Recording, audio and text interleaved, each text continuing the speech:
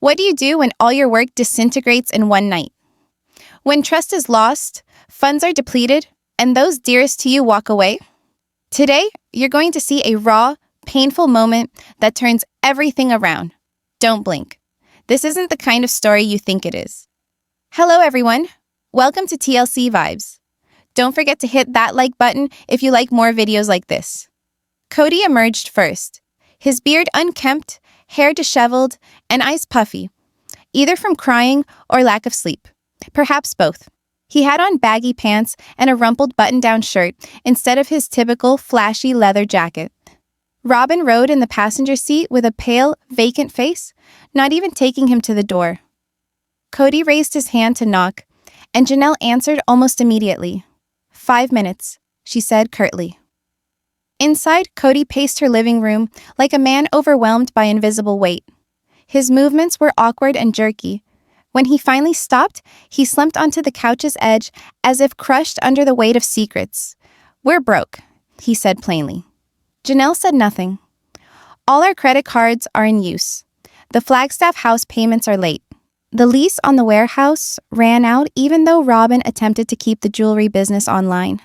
The bank is coming after everything," Cody had said. Janelle folded her arms. "And what do you want from me?" "I need you," he whispered. "You've always been one for managing money. Perhaps you have some stashed away, just enough to carry us through the month. Please."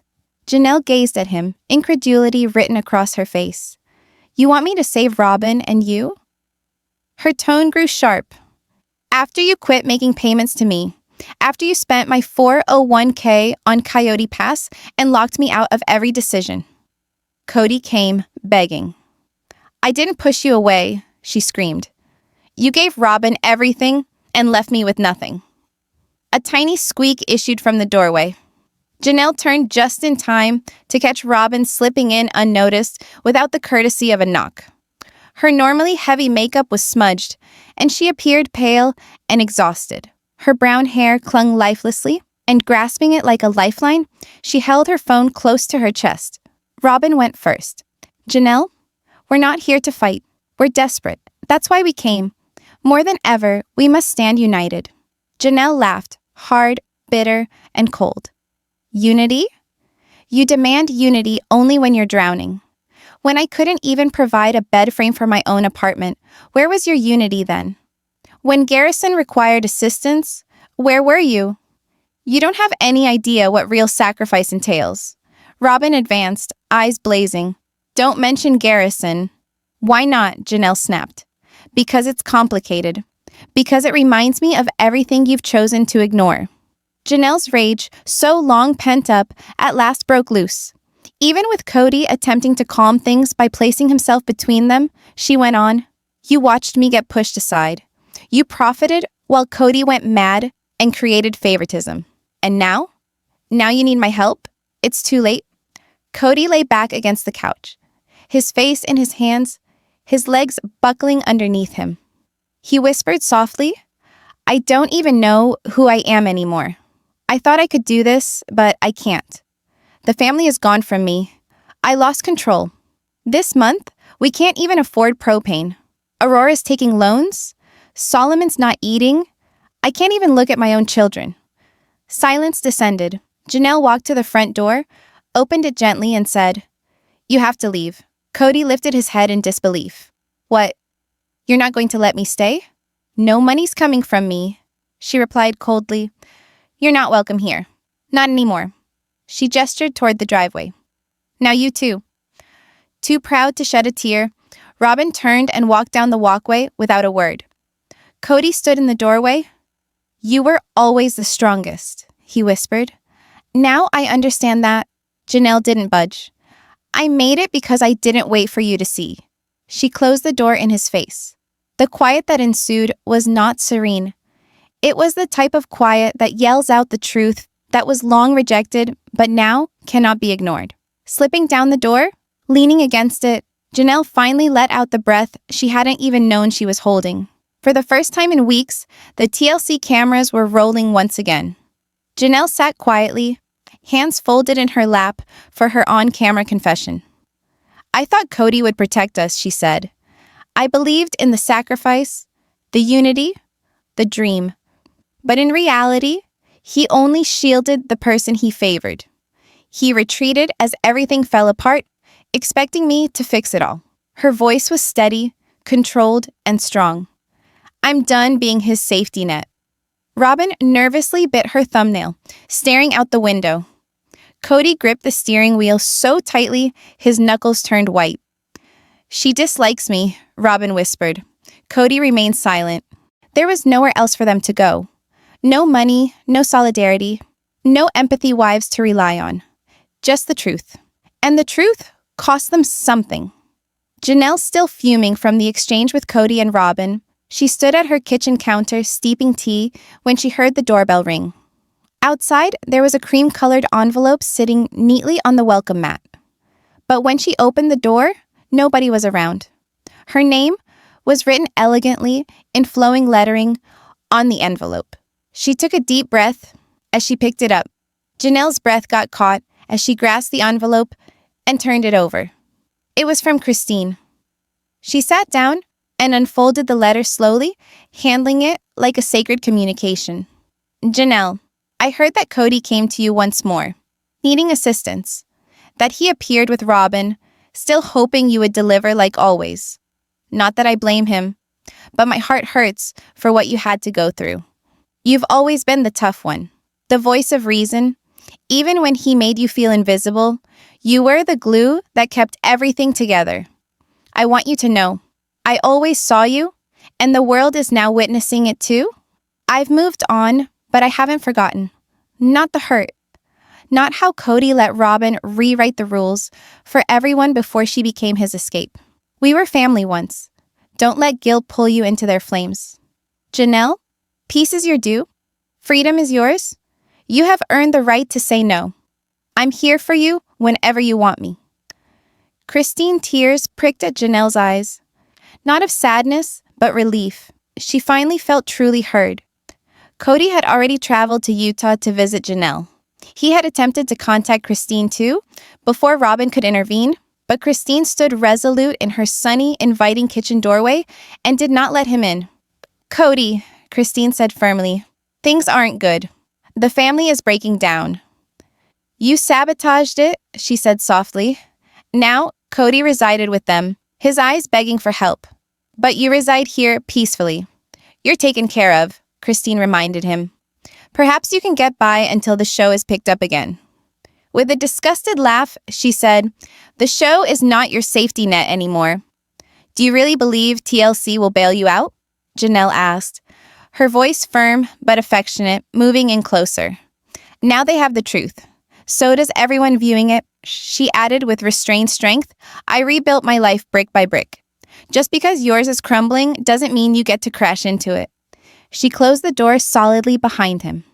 Cody walked the vacant living room of the house where he had vowed to Robyn they would be together forever in Flagstaff.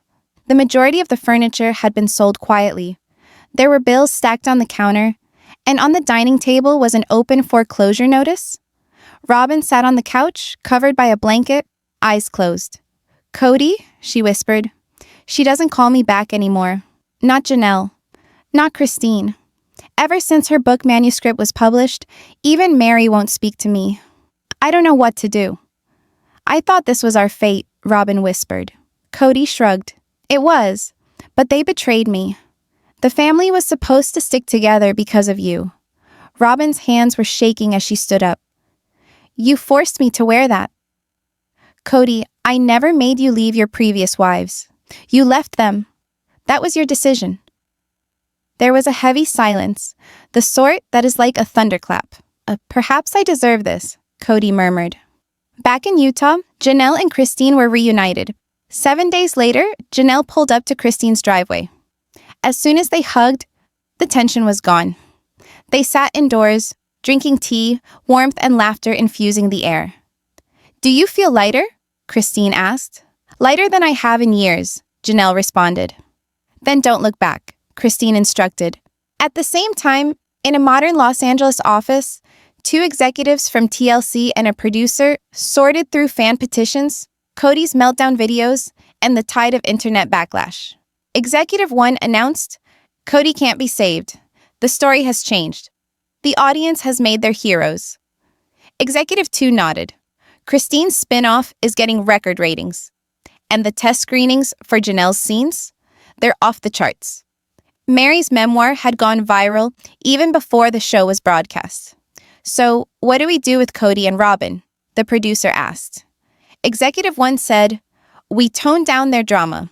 Subtly, the spouses have become the central draw." On the coffee table at a Nashville media studio, a printed galley copy rested. The title sparkled under the lights. Left behind, My Truth Beyond Sister Wives by Mary Brown.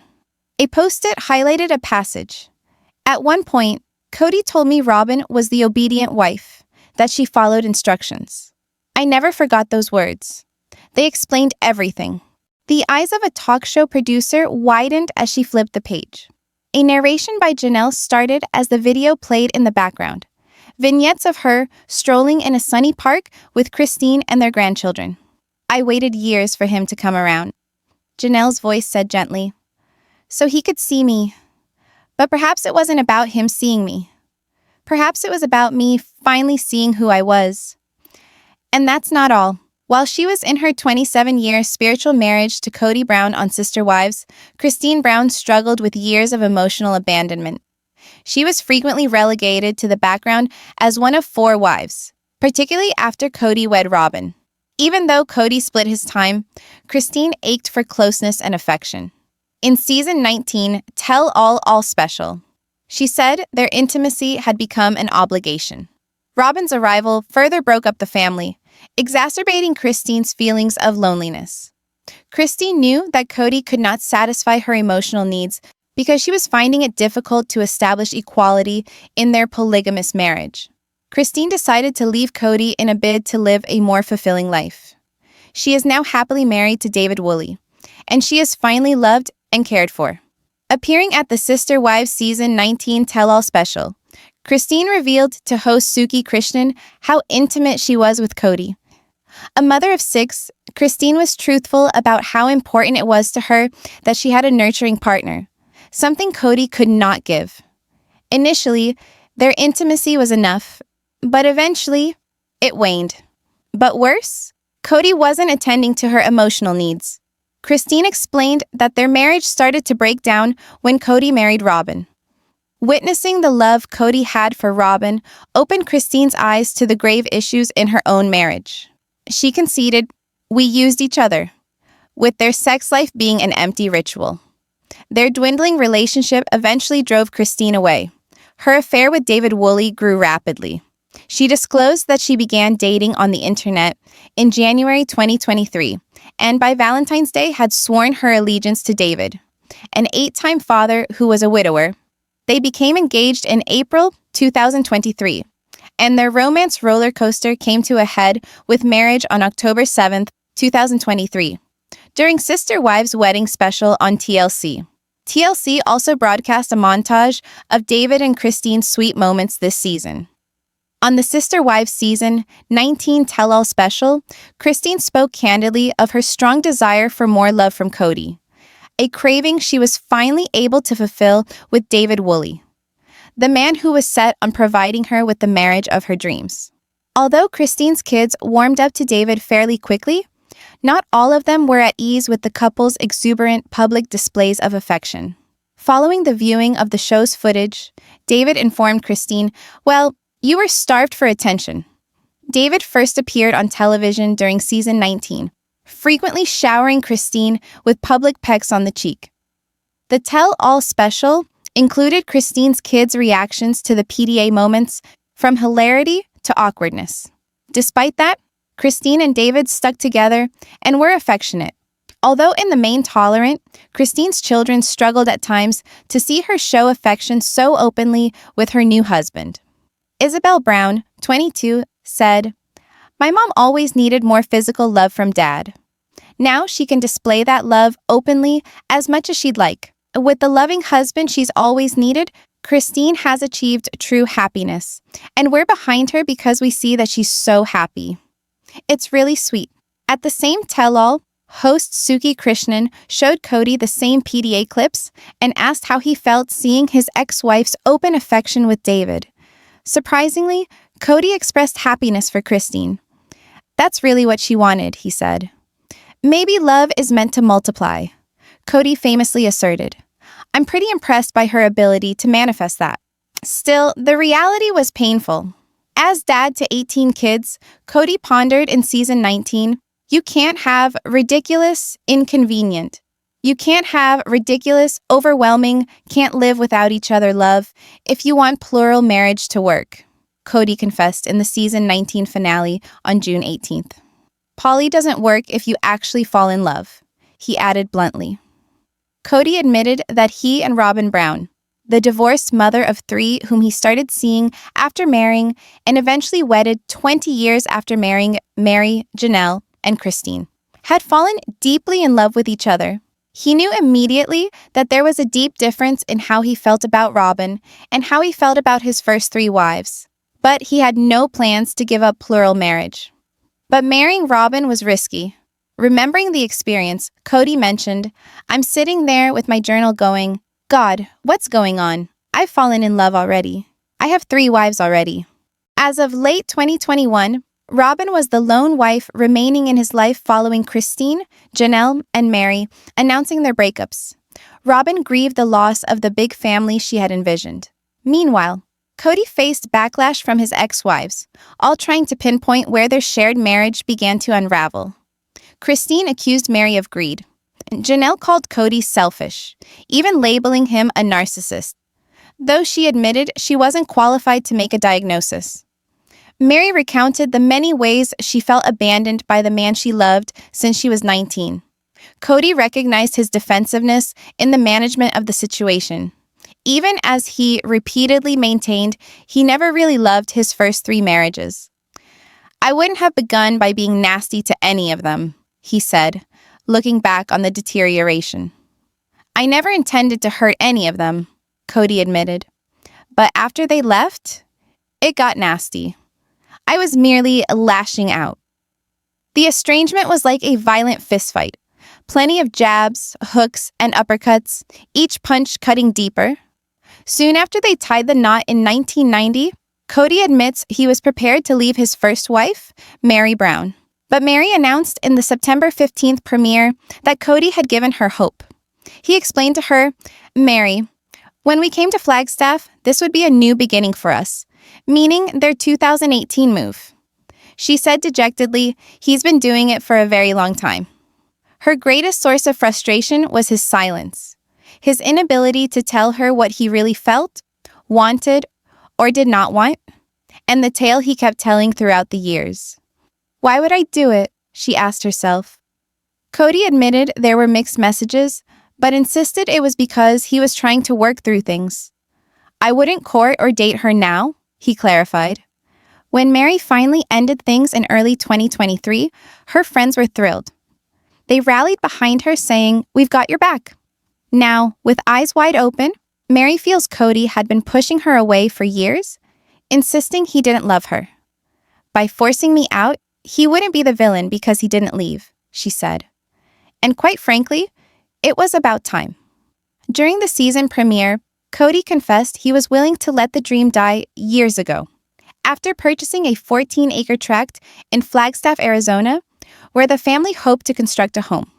Unable to pay the full $820,000 price tag at once, which the family reportedly did in 2023. He told Robyn, his remaining wife, "I'd almost rather scrap it. Or sell it and start fresh somewhere new," Cody had said about the Flagstaff property. Robyn, however, remained guarded. When asked about the situation, she simply replied, "I can't talk about that. That's not where I'm at." Janelle Brown, his second wife, spoke out about why she left. "We just started drifting apart," she said to the media. But the actual turning point was Cody's deteriorating relationship with her children. "I have Logan, Madison, Hunter, Garrison, Gabriel, and Savannah," she replied. "What really pushed me away was when his connection with my kids fell apart, and it didn't seem like he was going to do what he needed to in order to make it better. That's when I knew, this is what's really keeping me here." she continued. Even when Cody made attempts to repair things, such as in the November 3rd episode, Janelle stood her ground. I'd always pick my kids, she told him. Honestly, I don't know how it's possible for us to get back together if he can't get along with my kids. Cody's reason for not mending these cracks? I don't belong in this family anymore, he confessed on the September 15th episode. He and Robyn have 5 children together: Dayton, Aurora, Brianna, Solomon, and Ariella. Yet his relationship with some of his older children is tense and infrequent. So what do I do with all this? He complained, exasperated. It doesn't feel like a family. Robyn admitted in the season 19 premiere that although finally monogamous after 14 years, their marriage was failing worse than ever. It's been really hard between us, she whispered. He doesn't even know who he is anymore. Robyn confessed, Cody's feeling a lot of rejection. And I think he's looking at me like, are you going to reject me too? The most difficult aspect, she explained, is that there isn't a rule book for being married to someone who is having multiple divorces. I'm always on my toes, constantly making sure he's not sabotaging what we have left. Cody admitted, I can't even look in the mirror and tell myself, hey dude, I love you. He was very much in a crisis of confidence. Seeing his ex-sister wives move ahead with their lives pained Robyn. They're all getting on with things, she confided on the October 27th show. And I feel like the fool who was left behind. Making matters worse, Madison, Janelle's oldest daughter, has also severed her relationship with Cody. Janelle clarified at the premiere, Maddie hasn't talked to her dad in ages. He hasn't called her, she hasn't called him, and she doesn't have a relationship with Robyn either. She's pretty much written them both off. The troubled relationship carries over to Cody's other children, Axel, Evangeline, and Josephine. Janelle asserted that she does not want him in the picture unless he is committed. In the September 22nd episode, she said that as the family began to break down, Cody started distancing himself from Maddie and her husband, Caleb Brush, whose sister is married to Cody's brother. Maddie's been mama bear all the way, said Janelle. Ever since Cody quit calling or coming by, she's made it very clear that she isn't going to let him back in until he can be consistent and cut out the drama. Robyn explained, honestly, probably it's better if they don't know about him. She explained how she's been trying to get Cody to apologize, but went on to say, I think the kids should be making the effort too. Cody, however, does not yet appear to be ready to mend the rift. Whenever I try to speak with my daughter, it becomes gossip. I grew tired of that, he conceded. He reaffirmed his position that love has to be multiplied, not divided. But Cody also spoke candidly about the past, admitting his earlier denials of ever having loved his ex-wives were reactionary. It was more of a knee-jerk response, he told us in a June 15th one-on-one interview. I was in the thick of the reactionary vitriol of the last 3 years. He unveiled that even on their anniversary, he secretly let Mary know he never actually loved her. During one of Mary's episodes in September 2024, Mary confided to a friend that she was positive he did love her. In a confessional, Leon Brown's mother asked, why ask if you didn't love her? When young man gets together with young woman, why get married and then attempt to force love for the next 32 years? How mean is that? To select me out of crowd just to say, I select you to try to force myself to love you. Cody lashed back in his own confession booth. Oh, Mary has her little accusations now. But he also acknowledged, we never truly enjoyed our honeymoon. This marriage was rocky the whole time, he revealed on the October 20th show. And how would I know that? He asked himself before responding, because I had better relationships with Janelle, Christine, and Robyn. Never let you marry again if you're rejecting wives, Cody wrote, but he remained for fear. Janelle disclosed that the initial move was to clear the Arizona property, but she wasn't certain whether to construct on Coyote Pass or just sell it. I think I'm going to have to lawyer up. She admitted to her ex-sister wife Christine Brown during the September 22nd episode, explaining that Cody was unwilling to discuss the matter with her. I think that's the only way I'm ever going to get any kind of decision out of him. Janelle also confessed that, without a valid marriage to Cody, she has no legal claim to his property. "It's not like I'm just calling a lawyer and saying, 'I need to divorce this person,'" she said. "No, it's really complicated because there's no legal marriage." Cody insisted that he did not trust Janelle anymore, which was the reason for not discussing the Arizona property. "We are going to pay off the property when it is time to do so," he said in a September 22nd confessional. "And I'm not sharing with you the particulars of what I'm doing because I'm fed up with sharing information that makes the rounds of our dysfunctional family gossip mill." Janelle labeled it as a case of the pot calling the kettle black. "He leaks like a sieve," she explained. "He told me things about his other relationships and his other wives that I was like, I don't think you're supposed to be telling me that." Back when their love was emerging, the family shared their resources to share with each other. Janelle explained, "We would take all the resources and help one person, then we would all support the other person." That's how it always was, until the past decade. All of a sudden, it was all about individual wealth and estates. Everyone wanted to have their own financial security. They even assisted Robyn in buying her $1.65 million 5-bedroom home in Arizona when she needed a place to stay. But it was listed for sale this August. It was always to help the family, according to Robyn. But when Janelle even proposed that they all sign the mortgage, Cody cut her down. No, we have to protect Robyn's estate," she remembered him saying. Leave your thoughts in the comments below and subscribe to our channel for more information like this. Thanks, everyone.